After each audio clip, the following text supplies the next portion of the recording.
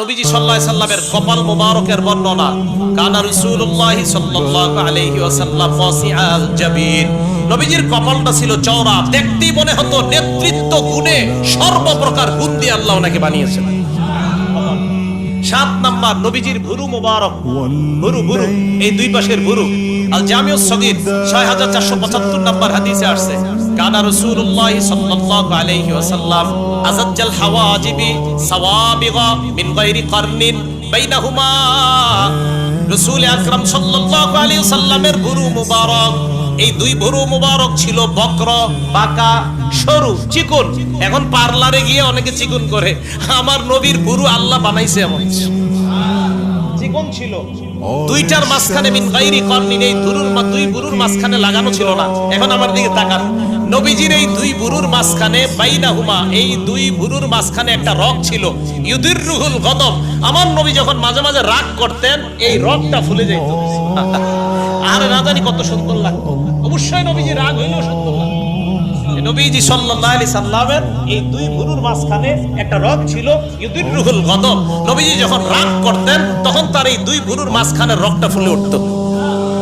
তো নবীজি সাল্লাল্লাহু আলাইহি সাল্লামকে আল্লাহ এত সুন্দর করে বানিয়েছেন। তাহলে এইভাবে আপনার ঘন ছিল, সরু ছিল, দুইটার মাঝখানে ফাঁকা ছিল, আর এই দুইটার মাঝখানে একটা রগ ছিল। রাগ হইলে নবীজির এটা দেখা যেত। এগুলো 7 নাম্বার। 8 নাম্বার নবীজি সাল্লাল্লাহু আলাইহি সাল্লামের চোখ মুবারক। সহিহুল আদাবিল মুফরাদ কিতাবের নাম। এই কিতাবের 988 নাম্বার হাদিস। এই হাদিসের মধ্যে আছে কানা রাসূলুল্লাহ সাল্লাল্লাহু আলাইহি ওয়াসাল্লাম আজিমাল আইনাইন। জান্নাতের মধ্যে হুর যারা থাকবে তাদের চক্ষুগুলা হবে ডাগর ডাগর চোখ। আমার নবীকে দুনিয়াতে আল্লাহ ডাগর ডাগর চোখ বিশিষ্ট বানিয়েছেন, বিশিষ্ট বানিয়েছেন। তিরমিজি শরীফের হাদিস 3638 নাম্বার হাদিসের বর্ণনা। এই হাদিসের মধ্যে আসছে আদাজাল আইনাইন, নবীজির চোখের ভিতরের মণিটা ছিল কালো।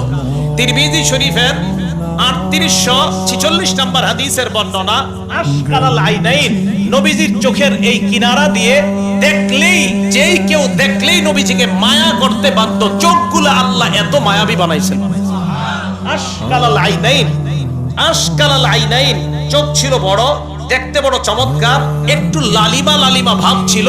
যেই কারো দিকে তাকাইলে কারে মানুষ ফলো করে আমি বুঝি না, আমার নবীর চোখ মোবারক আল্লাহ বানাইছে এত সুন্দর করে। আর কেমন বানাইছে? হযরত জাবির ইবনে সামুরা রাদিয়াল্লাহু তাআলা আনহু কি বলে দেখেন। আমি তো অবাক হয়ে গেছি এই হাদিস যখন পড়লাম। তিরমিজি শরীফের একটা হাদিস আছে ইয়াদখুলু আহলুল জান্নাতিল জান্নাতা জুরদান মুরদান মুকাহহালিনা। জান্নাতীরা যখন জান্নাতে যাবে তখন তাদের চোখগুলোর দিকে তাকাইলে দেখা যাবে আল্লাহ প্রদত্ত সুরমা মনে হয় তাদের চোখে লাগায় দেওয়া হয়েছে। দুনিয়াতে না জান্নাতে যাওয়ার সময়। এবার আমার নবী দুনিয়াতে কেমন ছিল দেখেন। জাবির ইবনে সামুরা বলেন, তিরমিজি শরীফের 3845 নাম্বার হাদিস, তিনি বলেন রাআইতু রাসূলুল্লাহ সাল্লাল্লাহু আলাইহি ওয়াসাল্লাম, আল্লাহর নবীর দিকে আমি তাকাইলাম, তাকানোর পর মনে মনে বলতাম আকাহালা, নবীজি মনে হয় চোখের মধ্যে সুরমা লাগিয়েছেন। ভালো করে তাকায় দেখলাম লাইসা বিআখালা, সুরমা লাগায় নাই, বরং আল্লাহ চোখগুলাই এমন বানায়া দিয়েছে। আমার দেখলে মনে হয় তো সুরমা লাগাইছে, আসলে সুরমা লাগায় নাই, আল্লাহ বানাইছে। রাসূল আকরাম সাল্লাল্লাহু আলাইহি সাল্লামের চোখ মুবারক এত সুন্দর ছিল। এরপরে আসেন 9 নাম্বার আলোচনা। নবীজি সাল্লাল্লাহু আলাইহি সাল্লামের নাক মুবারক, নাকের দিকে তাকান। নবীজির নাক কেমন ছিল? হাদিসের মধ্যে আছে আকনাল ইরনাইন, নবীজির নাকটা আমাদের চাইতে তুলনামূলক এই জায়গায় একটু উঁচু ছিল। লাহু নূরুন, এই জায়গায় তাকাইলে মনে হতো একটা নূর ইয়ালুহু, এখান থেকে নূর বের হচ্ছে। এত সুন্দর করে আল্লাহ নবীকে বানিয়েছেন। 10 নাম্বার দাঁত মুবারক। হাদিসে আসছে মুফাল্লাজাল আসনান, বর্তমানে দাঁত ফাঁকা করার জন্য কত কিছু করা হয়। আল্লাহ নবীকে আল্লাহ পাক রব্বুল আলামিন এমনিতেই দাঁতগুলা হালকা হালকা ফাঁকা রেখে যেন কোনো শিল্পের শিল্প দ্বারা আমার নবীর দাঁতগুলা আল্লাহ বসিয়ে দিয়েছেন। 11 নাম্বার নবীর থুতু মুবারক। কি মুবারক? থুতু মা স্বপ্নে যদি মুখে একটু দিয়ে দেয় কাজ হয়ে গেল। রাসূল আকরাম সাল্লাল্লাহু আলাইহি সাল্লামের থুতু মুবারক কেমন ছিল? বুখারী শরীফের একটা বর্ণনা শুনেন, 4210 নাম্বার হাদিস। রাসূল আকরাম সাল্লাল্লাহু আলাইহি সাল্লামের সাহাবা সাহাল ইবনে সাদ রাদিয়াল্লাহু তাআলা আনহু বর্ণনা, তিনি বলেন খায়বারের যুদ্ধে আমাদের বিজয় হচ্ছে না। তো রাসূল আকরাম সাল্লাল্লাহু আলাইহি সাল্লাম বললেন খায়বারের যুদ্ধের দিন নবীজি বললেন, আগামীকাল লা উতিয়ান্না রায়াতা গাদান রাজুলান, আগামীকাল এমন এক ব্যক্তির হাতে পতাকা দিব, ইয়াফতাহুল্লাহু আলা ইয়াদাইহি, যার হাতে আমি আশাবাদী আল্লাহ খায়বারের বিজয় দান করবেন।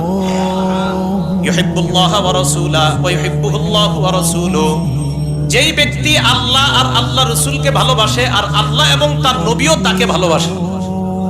এখন দেখেন, আমি আপনি আল্লাহ তাআলা নবীর সাহাবারা এই কথা শোনার পর আমাদের মাদ্রাসার উস্তাদরা যখন কিছু বলে, আগামীকাল তোদের মধ্য থেকে একজনকে এই করা হবে, ভালো একটা সুসংবাদ দিছে, তখন সবার রাত্রে ঘুমাবে না, আরে না জানি আমি প্রত্যেকের এরকম একটা মনোভাব থাকবে।